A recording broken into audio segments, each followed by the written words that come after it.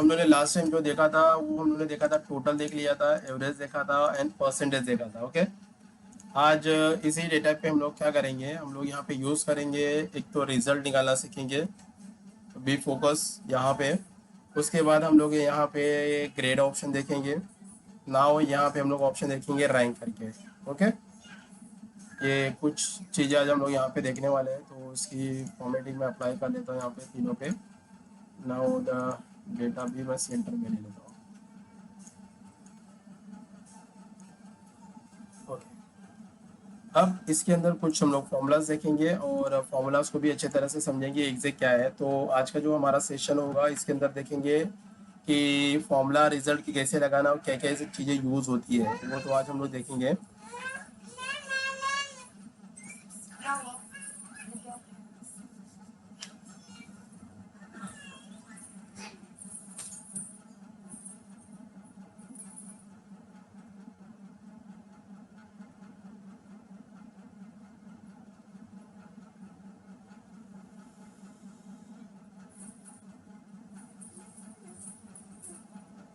Okay, screen दिख रहा है आपको, वर्ड वाला स्क्रीन मेरा?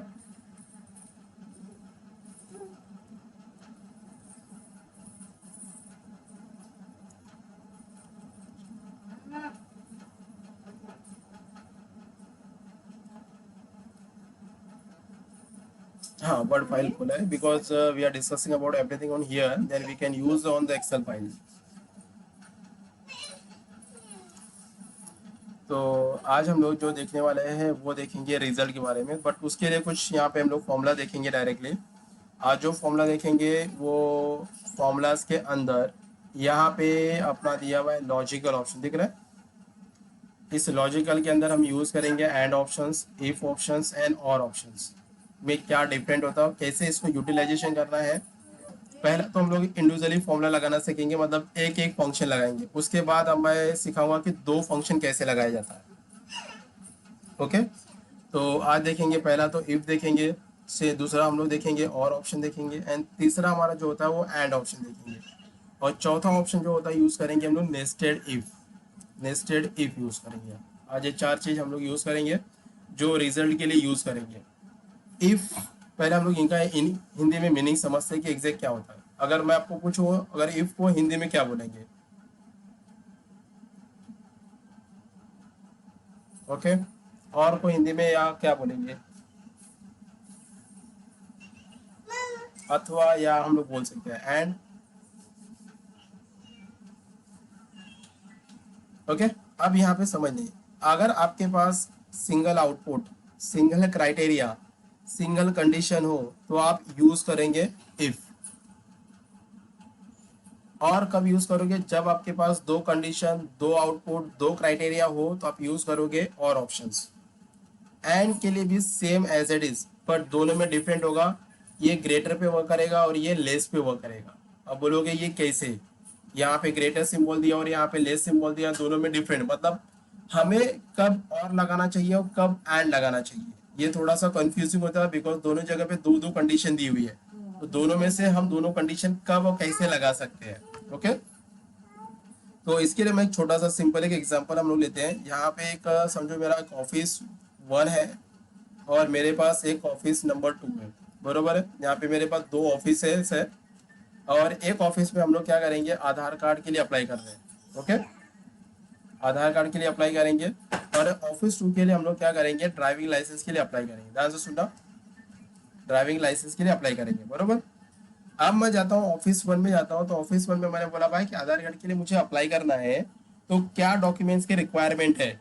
तो दे आर सेइंग कि आपको आधार कार्ड के लिए आपको चाहिए पैन कार्ड या राशन कार्ड, दोनों में से कोई भी एक होगा तो आपका क्या होगा, आधार कार्ड अप्लाई हो सकता है। ऑफिस 1 में एक बार जाता हूँ, मैं बोला भाई आधार कार्ड मुझे अप्लाई करना है, तो उन्होंने बोला कि भाई पैन कार्ड या राशन कार्ड में से कोई भी एक डॉक्यूमेंट होगा तब आपका आधार कार्ड बन सकता है।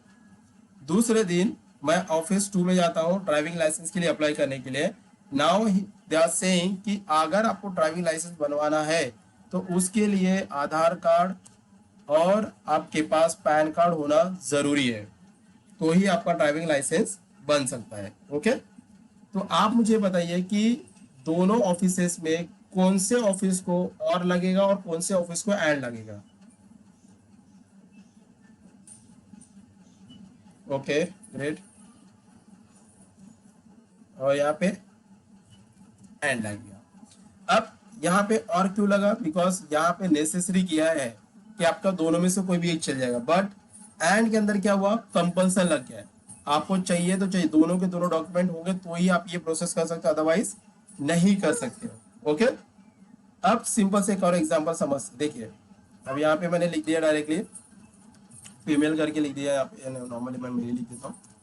अब मैं यहाँ पे क्वेश्चन में पूछता हूँ डायरेक्टली कि क्या आप मेल कैंडिडेट हो क्या। मैंने यहाँ पे चेक करता हूँ, और में देखिए इक्वल यहाँ पे लगा दिया, और मैंने पूछा क्या आप मेल कैंडिडेट हो, तो मैं इसको सेलेक्ट किया, इक्वल डबल कोड के अंदर मैंने यहाँ पे लिख दिया मेल ऑप्शंस। तो ये आंसर क्या आएगा, ट्रू आएगा। ट्रू क्यों आया, बिकॉज ये मेल कैंडिडेट ही है। अब दूसरा क्वेश्चन इसको मैं पूछ रहा हूँ, यहाँ पे दूसरा क्वेश्चन ये रहेगा मेरा कि क्या आप मेल कैंडिडेट हो, पहला वो चेक करेगा। ओके, दूसरा उसको कंडीशन मैंने दिया कि क्या आपकी एज 20 के नीचे है क्या। क्वेश्चन समझा आपको। मैंने पहले वाले में जो ट्रू आया वहां पे एक ही क्वेश्चन पूछा था, क्या आप मेल कैंडिडेट हो, उसने बोला यस, तो आंसर आया ट्रू। दूसरे वाले में मैंने दो क्वेश्चन शो किया, क्या आप मेल कैंडिडेट हो, पहला तो वो चेक करेगा, दूसरा उसको मैंने पूछा क्या आपकी एज 20 के नीचे है क्या। तो दोनों में से एक सही हो रहा है, एक गलत हो रहा है, बरोबर। तो आंसर क्या आएगा, ट्रू आएगा, बरोबर है। अगर यस दोनों में से एक सही है, अगर मैं इसको बोलता कि क्या आप मेल कैंडिडेट हो, पहला मैंने ये चेक किया तो इसने मुझे बताया मेल चेक किया। दूसरा क्वेश्चन था क्या आपकी एज 20 के ऊपर है क्या। अब यहाँ पे दोनों सही हो गया, तो आंसर क्या आएगा, ट्रू आएगा। ओके, ये समझ में आया। और की जगह पे अब यही चीज को मैं पूछता हूँ एंड कंडीशन में। पहला मैंने पूछा कि क्या आप मेल कैंडिडेट हो, ये चेक करेगा मेल ऑप्शंस, तो ये भी आंसर ट्रू दिया है। दूसरा पूछ रहा हूं क्या आप मेल कैंडिडेट हो, पहले वो चेक करेगा, कॉमा दूसरा मैंने पूछा क्या आपकी एज 20 से बड़ी है क्या, तो यहाँ पे ट्रू या फॉल्स।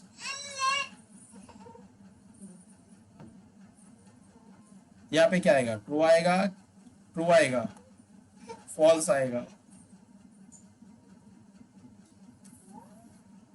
पहला उसने चेक किया, पहला उसने चेक किया कि भाई आप मेल कैंडिडेट हो, वो परफेक्ट है। दूसरा चेक किया कि आपकी एज 20 से छोटा है क्या। अगर मैं यहाँ पे कंडीशन बदलता हूं, अगर मैं पूछा कि आपकी एज 20 से बड़ी है, तब यहाँ पे आंसर क्या आएगा, ट्रू आएगा। Yes, okay. अब एक चीज यहाँ पे ध्यान देना है आपको कि जब भी कोई आउटपुट अगर आप लगाओगे उसको हमेशा डबल कोड में रखना, क्योंकि एक्सेल के अंदर comma, semicolon, double quote, single quote, यहाँ पे स्टूडेंट बहुत कंफ्यूजिंग होते हैं। सर मैंने तो डबल कोट लगाया था, मैंने सेमीकोलन भी लगाया तो भी आंसर नहीं आ रहा है। क्यों, क्योंकि वो कभी कभी जहाँ पे सिंगल कोट लगने की तो वहां पे डबल कोट लगाया जाता है, कहीं पे डबल कोट है तो वहां पे सिंगल कोट लगाया जाता है, सेमीकोलन की जरूरत है तो से अपना कॉलन लगाते हैं। तो ये छोटी छोटी जो मिस्टेक्स होती है जिसकी वजह से एरर आने के चांसेस होते हैं। किसमें, देखिए यहाँ पे हमारा आउटपुट कितने कैरेक्टर का है, यहाँ पे जो ये लिख रहे हैं, ये जो हम लोगों ने मेल लिखा हुआ है ना, ये आपका एक पर्टिकुलर नेम है। एक्सेल में हमारा सिर्फ नंबर्स को स्ट्रिंग बोलता है, स्ट्रिंग बोला जाता है, मतलब कोई भी पर्टिकुलर सेंटेंस को, क्योंकि एक्सेल जो चलता है वो कैलकुलेशन के पार्ट पे। तो 20 के हमारा नंबर्स है, तो नंबर को आउटपुट में नहीं लिखा जाता। अगर मैं उसको नंबर को आउटपुट लिखूंगा, अगर आप जैसे बोल रहे तो मैं इसको अगर डबल कोट में अगर लिखूंगा ना, तो देखो क्या आता है, क्या आ रहा है, फॉल्स आ जाएगा। क्योंकि उसने नंबर जो मैंने 20 लिखा है ना, उसको नंबर नहीं समझा, उसने उसको कैरेक्टर समझा। तो अगर नहीं रखते हैं। तो अगर आप यस अगर आप उसको डालते हो तो वो एरर आने के चांसेस हो सकते हैं आपके। समझा? तो ये अपने को जरा ध्यान रखना। तो इसलिए नंबर्स को कभी भी डबल कोट नहीं। हाँ, अगर आपको आउटपुट में डबल आंसर चाहिए, जैसे मैं आगे असाइनमेंट में दूंगा, तो ये ध्यान रखना है आपको। ओके, ये दोनों समझ में आ गया, एंड और का और इफ ऑप्शंस। अब आते हैं नेस्टेड इफ। नेस्टेड इफ आपको कब लगाना है? जब आपके पास एक से ज्यादा आउटपुट हो तब, मतलब कंडीशन आपके पास एक से ज्यादा हो।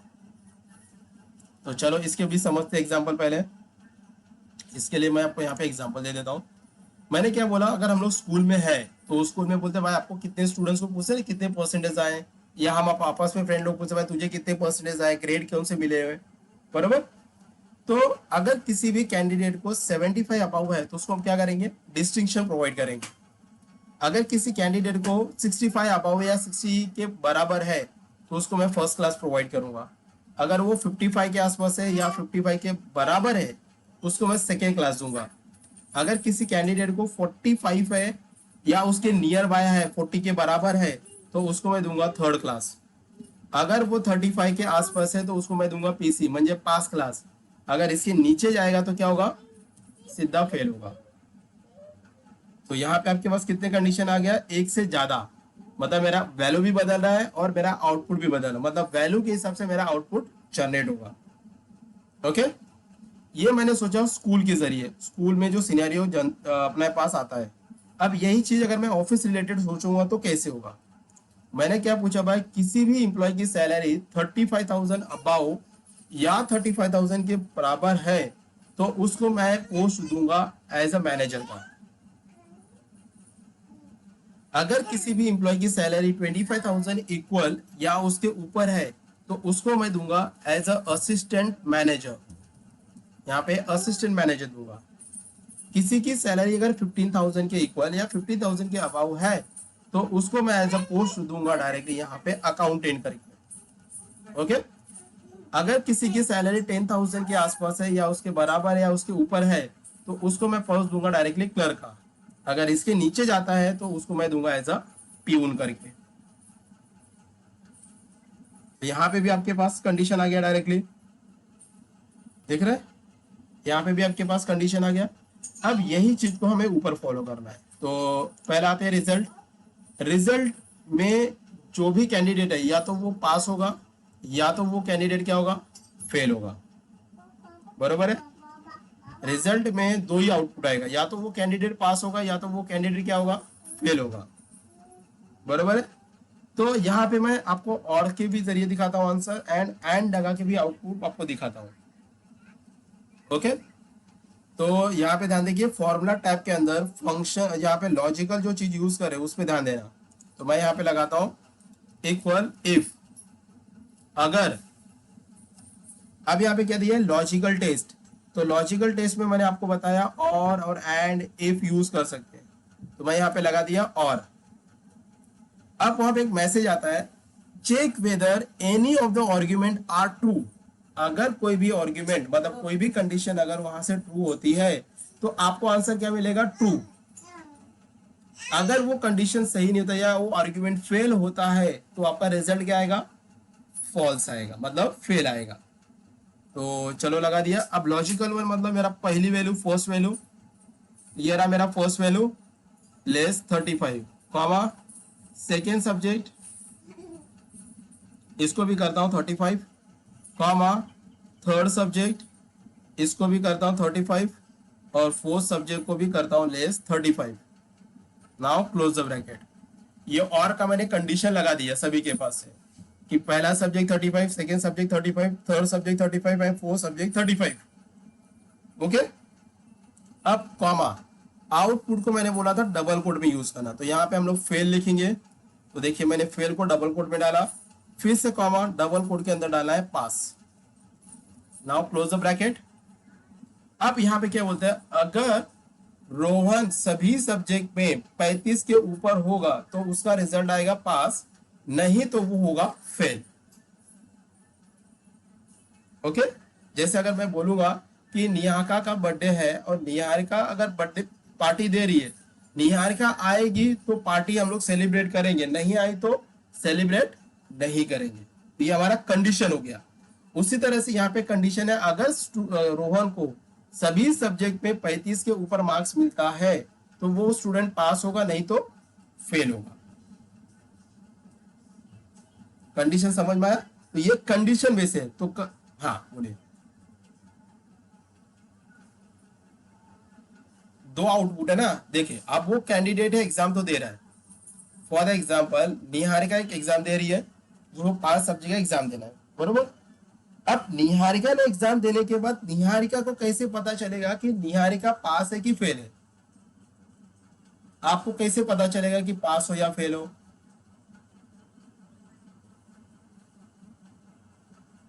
यस, आपने वहां पे स्कूल में क्या कंडीशन दे दिया उन्होंने भाई, कि अगर आपको किसी भी स्टूडेंट्स को 35 के नीचे मार्क्स मिलता है तो वो स्टूडेंट फेल में जाएगा।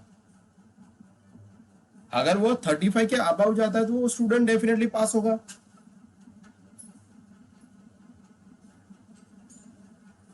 Yes, that is a true output, वो मेरे आउटपुट है, या उसको टू कंडीशन बोलो या टू आउटपुट बोलो।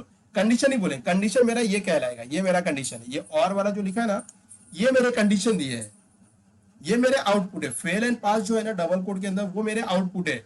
मतलब अगर मेरा कंडीशन सही होता है तो ही ये दोनों में से एक आउटपुट मुझे मिलेगा।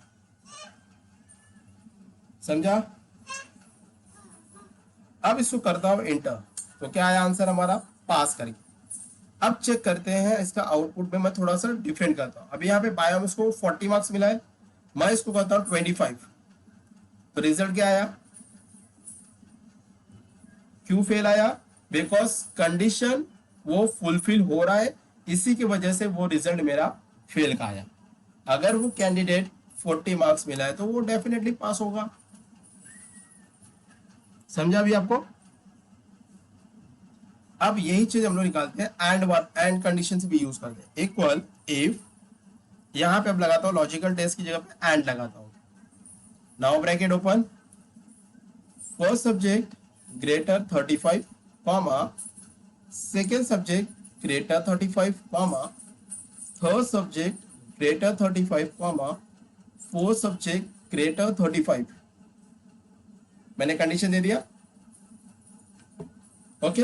कॉमा, अब आउटपुट के लिए यहाँ पे आउटपुट लिखेंगे पास, कॉमा यहाँ पे लिखेंगे fail. Now close the bracket.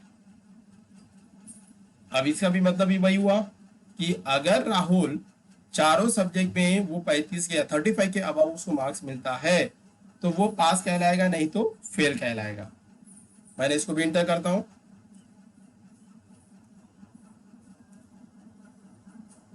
देखो सिंबल, देखो क्या फर्क आता है, यहाँ पे मैं दिखाता हूँ। क्या फर्क दिख रहा है आपको?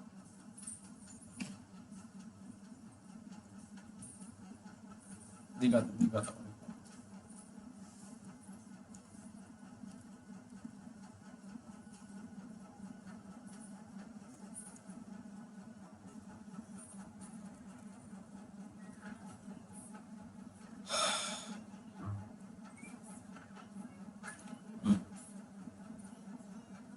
मैंने आपको वहां पे दो चीज आपको समझाई थी।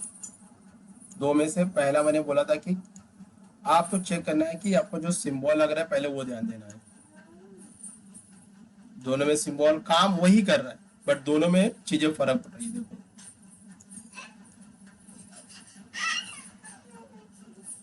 ओके, एंड के अंदर पहले पास लगा हुआ है और बाद में फेल लगा हुआ है, और के अंदर पहले फेल लगा है बाद में उसको पास लगा हुआ है। Why? That is the reason of the less symbols and greater symbols. Get it? चलो अब आते हैं आपके नेक्स्ट जो पॉइंट है हमारा, तो ये हो गया आपका रिजल्ट ऑप्शंस। अब आते हैं ग्रेड के अंदर। तो ग्रेड के अंदर मैंने यहाँ पे जो चीज आपको बताया है यहाँ पे कि हमारे पास एक से ज्यादा कंडीशन हो तो ये हम लोग को फुलफिल करना है। तो चलो, तो ग्रेड निकालने के लिए आपको यहाँ पे लिखना पड़ेगा पहला इक्वल, इफ टाइप करें, नाउ ब्रैकेट ओपन। अब ग्रेड को निकालते समय ध्यान रखना है अपने को डिपेंड होगा एवरेज के ऊपर। मैंने एवरेज पे क्लिक किया, ग्रेटर और इक्वल टू 75 कॉमा, यहाँ पे लगा दिया मैंने डिस्टिंक्शन, मैं इसको बोल रहा हूं कि अगर राहुल का एवरेज 75 के इक्वल या 75 के अबाउ जाता है तो उसको डिस्टिंक्शन आउटपुट मिलना चाहिए। समझा इतना? हेलो। अब इसी को करना है आपको कॉपी, इतना ही जो पॉइंट है अपने जो लिखा हुआ है इतना ही पॉइंट को करना है कॉपी और एंड में आके पेस्ट। अब क्या करोगे, जस्ट चेंज योर वैल्यू 65 यहाँ पे first class, again and paste here, just change the values 55, now the output is a second class, and options, now the paste, change the values here, the 45, the output is a third class, and options, now the paste here, the 35, यहाँ पे हम देंगे इसको first class PC. अब इसके नीचे अगर कोई वैल्यू जाता है तो ये जाएगा फेल करके। देखिए सब में जो कॉमन है वो कॉमन है आपका एवरेज। हम लोगों ने क्या चेंज किया, वैल्यू और उसका आउटपुट। तो उसको हम बता रहे हैं कि अगर रोहन को 75 के इक्वल या 75 के ऊपर जाता है या अबव हो उसको डिस्टिंक्शन मिलना चाहिए। सेम 65 के ऊपर जाता है तो उसको फर्स्ट क्लास मिले, 55 के ऊपर जाता है उसको सेकेंड क्लास मिले, 45 के ऊपर जाता है तो थर्ड क्लास मिले, 35 के ऊपर है तो उसको पीसी मिले। नहीं तो अगर इन सभी के नीचे है तो उसका रिजल्ट अपने को फेल आना चाहिए, ग्रेड उसका फेल होना चाहिए। ओके। अब जितने भी ब्रैकेट आपने ओपन किए हैं उतने ही ब्रैकेट आपको ऊपर क्लोज भी करने पड़ेंगे। तो देखिए मैंने 5 ब्रैकेट ओपन किए तो 5 ब्रैकेट को आपको क्लोज करना पड़ेगा, 1 2 3 4 एंड 5। Now enter. तो इसको क्या आया, सेकेंड क्लास, क्योंकि हम लोगों ने फर्स्ट क्लास के लिए 65 रखा हुआ है, या 65 के बराबर या 65 के अबव होगा तो ही उसको फर्स्ट क्लास मिलेगा, नहीं तो सेकेंड क्लास आएगा। अब सबको सेलेक्ट करता हूं, now I can press control D. तो यहाँ पे देखो 3 जन को आया है सेकेंड क्लास और 2 जन को आया है फर्स्ट क्लास करके। वाई? बिकॉज वो 65 के अबव है। Get it? इतना समझ में आया? अब आते हैं रैंक के बारे में। तो रैंक के लिए अभी क्या करना है, उसके पहले 2 चीज आपको समझाना चाहूंगा। 2 में से एक तो होता है अपना एब्सोल्यूट वैल्यू, दूसरा होता है रिलेटिव वैल्यू। ध्यान से सुना, इसका कॉन्सेप्ट समझाओगे तो रैंक का फॉर्मूला समझ जाओगे। अब एब्सोल्यूट वैल्यू और रिलेटिव वैल्यू में डिफरेंट क्या, यहाँ तो मैंने लिख दिया कि एब्सोल्यूट वैल्यू और रिलेटिव वैल्यू होते क्या है। तो अब दोनों को समझने के लिए पहले चीज समझाता हूँ। यहाँ पे रो नंबर मेरा 32 है और कॉलम नंबर डी है। तो डी का पोजीशन नंबर जो है वो 4 है। एज अ अल्फाबेटिकल के हिसाब से अगर देखा जाऊं तो डी का जो पोजीशन नंबर है वो 4th है, बरोबर? हेलो। तो इक्वल एड्रेस यहाँ पे लिख दिया मैंने। अब मुझे पूछ रहा है रो नंबर, तो मैंने यहाँ पे रो नंबर बताया भाई 32 रो नंबर है मेरा, कॉलम का रो नंबर है, कॉमा कॉलम का नंबर है मेरा डी, तो मतलब उसका पोजीशन नंबर हो गया 4, कॉमा करता हूँ। तो यहाँ पे देखिए लिखा है एब्सोल्यूट के लिखा है 1 और रिलेटिव के लिए लिखा है 4। तो पहला हम लोग चेक करेंगे एब्सोल्यूट। ये मैंने एब्सोल्यूट आंसर निकाला, तो ये है मेरा एब्सोल्यूट वैल्यू। ध्यान रखिए ये है एब्सोल्यूट वैल्यू। ओके, वापस वही फॉर्मूला अप्लाई कर रहा हूँ, equal address row number 32 comma column number है 4। अब यहाँ पे रिलेटिव चेक करना है, रिलेटिव के लिए लिखूंगा 4 नंबर, क्योंकि यहाँ पे नंबर उसको दिया है 4। नाउ क्लोज द ब्रैकेट और इंटर। अब यहाँ पे लिख देता हूँ रिलेटिव वैल्यू, रिलेटिव वैल्यू। अब मुझे बताइए दोनों में आपको क्या समझ में आ रहा है, ये जो आंसर अभी हम निकाले हैं इन दोनों आंसर में आपको क्या समझ में आ रहा है?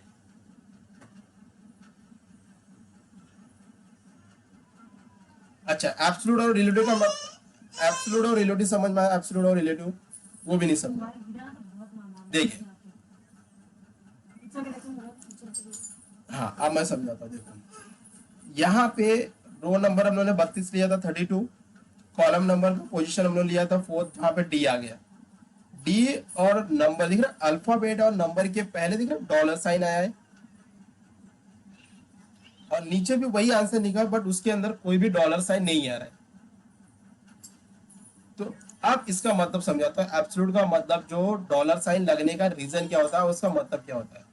किसी भी रो को या किसी भी कॉलम को की पोजीशन को अगर आपको फिक्स करना होगा तो वहां पे एब्सोल्यूट वैल्यू की रिक्वायरमेंट होती है। ध्यान से सुनिए, किसी भी रो या किसी भी कॉलम की पोजीशन को फिक्स करना होगा, उसके लिए एब्सोल्यूट वैल्यू की जरूरत होती है, रिलेटिव की जरूरत नहीं होगा। अब इसका एक एग्जांपल समझा दो। देखो यहाँ पे मैं इस नाम को ही कॉपी करता हूँ, अब एक एग्जांपल, और यहाँ पे मैं इसको पेश कर देता हूँ। ओके, अब यहाँ पे देखिए रोहन, राहुल राहुल माही, सुरेश और मितेन आया हुआ है। मैं यहाँ पे इक्वल फॉर्मूला में आपको देखिए ध्यान से, फॉर्मूला में क्या दिख रहा है आपको, E35, इसमें कोई डॉलर साइन लगा है तो इसका मतलब रिलेटिव वैल्यू हो गया। अब रिलेटिव वैल्यू क्या होता है, चेंजेबल होता है। देखिए मैं अभी यहाँ पे ट्रैक करता हूँ तो क्या हुआ, चेंज हुआ, रोहन की जगह पे रोहन आया, राहुल की जगह पे राहुल आया, माही की जगह पे माही आ गया, सुरेश की जगह पे सुरेश आ गया, मितेन की जगह पे मितेन आया। बराबर है। तो रिलेटिव का मतलब होता है वैल्यू चेंजेबल होता है। बट अब एब्सोल्यूट का दिखाता हूं, तो यहाँ पे इक्वल रोहन को क्लिक करता हूं और ई और 35 नंबर के बीच में मैं प्रेस करूंगा F4, मतलब डॉलर साइन। अल्फाबेट और नंबर के पहले अगर आपको डॉलर साइन लेना होगा तो अगर आप लैपटॉप यूज करते हो तो फंक्शन की के साथ आपको F4 प्रेस करना पड़ेगा। अगर आप सिर्फ कीबोर्ड यूज करते हो तो F4 प्रेस कीजिए, जिसकी वजह से आपको अल्फाबेट और नंबर के पहले का डॉलर साइन आ जाएगा। अब इंटर करता हूं, अब इसको मैं ड्रैग करता हूं, देखो तो यहाँ पे क्या आया, सिर्फ रोहन रोहन रोहन आ रहा है, आपकी वैल्यू चेंज नहीं हुई। क्या हुआ, मतलब वो रोहन वाला जो पोजीशन था उसने उसको फिक्स कर दिया है। तो देखिए अभी मैं दिखाता हूँ, यहाँ पे मैं अगर F2 करता हूँ तो देखो वही सेलेक्ट हो रहा है, नीचे भी जा रहा हूँ तो भी वही सेलेक्ट कर रहा है, उसके भी नीचे जा रहा हूँ तो भी वही सेलेक्ट कर रहा है, नीचे जाता हूँ उसके भी वही सेलेक्ट कर रहा है। मतलब एब्सोल्यूट वैल्यू किसी भी रो या किसी भी कॉलम की पोजीशन को फिक्स करने का काम करती है। अभी समझा आपको। तो अब आते हैं रैंक के ऊपर। देखो अब यहाँ पे मैं यहाँ पे लिखता हूँ डायरेक्टली इक्वल, यहाँ पे लिखा रैंक ऑप्शंस, पहला ऑप्शन दिया है नंबर, तो रैंक निकालने के लिए हम लोग एवरेज के ऊपर डिपेंड होंगे, कॉमा यहाँ पे लिखा है रेफरेंस। ऑब्वियसली रोहन तो अकेला एग्जाम तो बैठेगा नहीं, उसके साथ साथ और कैंडिडेट होंगे तो उनको भी तो सेलेक्ट करना पड़ेगा, वो भी मैंने कर दिया। नाउ क्लोज द ब्रैकेट और इंटर करता हूँ, तो यहाँ पे रैंक आ गया 3।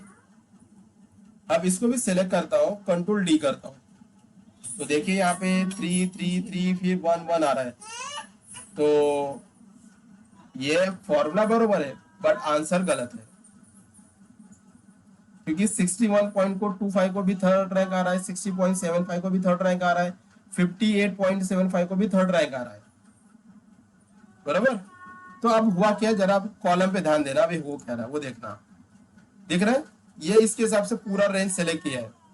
अब जैसे नीचे आता हूं तो दिख रहा है वो नीचे धीरे धीरे खिसक रहा है। देखिए सिलेक्शन आपका नीचे आ रहा है, देखो। ओके, तो अब इसकी पोजीशन को मुझे फिक्स करना होगा, तो मैं क्या करूंगा, यहाँ पे जो रेफरेंस ऑर्डर लिया है वहां पे प्रेस करूंगा F4, इसके अंदर भी प्रेस करूंगा F4, इंटर किया। अब इसको शिफ्ट दबा के कंट्रोल डी करूंगा। अब देखिए इसका रैंक प्रॉपर आ गया है, first second third fourth and the fifth. तो इसने क्या किया, उस रो उस कॉलम की पोजीशन को उसने फिक्स कर दिया कि भाई तुझे जो भी रैंक निकालना है इनके बीच से ही निकालना है, इसके आगे तुझे नहीं बढ़ना है। That is the reason of the rank options.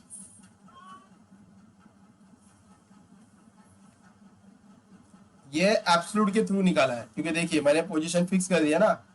अभी देखो ये आप इधर क्लिक करोगे तो वो आगे नहीं जा रहा है, नीचे आ रहा हूँ तो भी वो उतना ही पकड़ रहा है, नीचे आ रहा हूँ वो भी उतना ही पकड़ रहा है, सिर्फ मेरा बदल रहा है कौन सा, ऑर्डर नंबर बदल रहा है, मतलब फर्स्ट वन वाला। अगर इसका पोजीशन फिक्स नहीं करता तो ये कंटिन्यूसली आगे क्या करता था, वो उसके हिसाब से रैंक प्रोवाइड करता। समझा? क्लियर है इतना आपको ऑप्शन? हाँ, तो इसको इतना प्रैक्टिस कीजिए आज के सेशन के लिए, क्योंकि इसमें मुझे, क्योंकि इसके बाद आपको एक टास्क रहेगा, तो so be prepared for the task. Okay, हाँ इतना प्रैक्टिस कीजिए। तो इसका वीडियो का शेयर मैं कर देता हूँ, कुछ भी डाउट रहेगा आप मुझे पूछ लेना नेक्स्ट सेशन में, और आपके टास्क के लिए भी तैयार रहना, क्योंकि टास्क मैं आपको समझा दूंगा। तो so be ready for the task. Okay, कल चाहिए तो कल ले लेते हैं,